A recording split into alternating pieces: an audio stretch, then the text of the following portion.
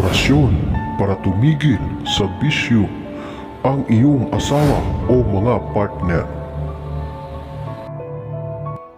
Pero bago ang lahat ng yan, kung bago ka pa lang sa channel na ito at gusto nyo ang mga ganitong usapin, ay inaanyayahan ko kayong pindutin ang subscribe button at ang bell icon nang sa ganon ay lagi kayong ma-update sa tuwing may bago tayong upload.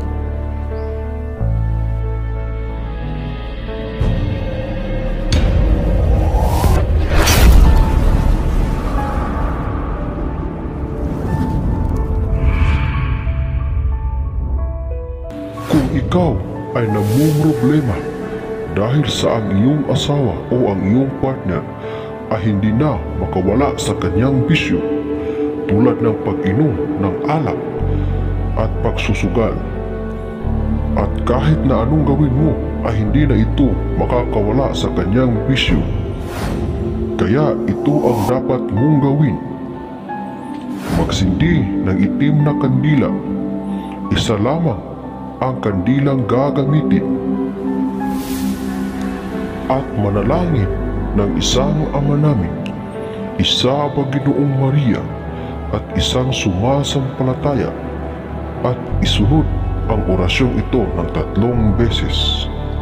Ito na po ang orasyon na sasambitin o bigkasin mo ng 3 beses. Gawin ito ng madaling araw at habang nakatitig ka sa apoy o ilaw ng kandila habang sinasambit ang orasyon. Quem coretis susubati iguso homo creatum homo quis lovel pu pu pu.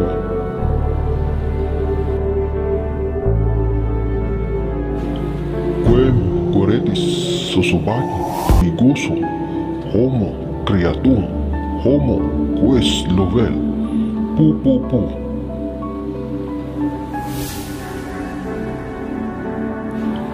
Quem coretis susubati iguso homo creatum homo quis lovel pu pu pu. At sambitin ito sa huli: tumigil ka na sa iyong bisyo na nakasisira sa ating relasyon. Sambitin ang pangalan ng pinatutungkulan.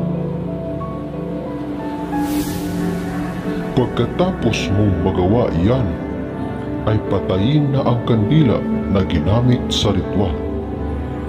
Yan po ang ating orasyon para tumigil sa bisyo ang iyong asawa o partner. Hanggang dito na lamang ang ating kaalaman para sa araw na ito. Muli, maraming salamat sa inyong walang sawang panonood. God bless us all.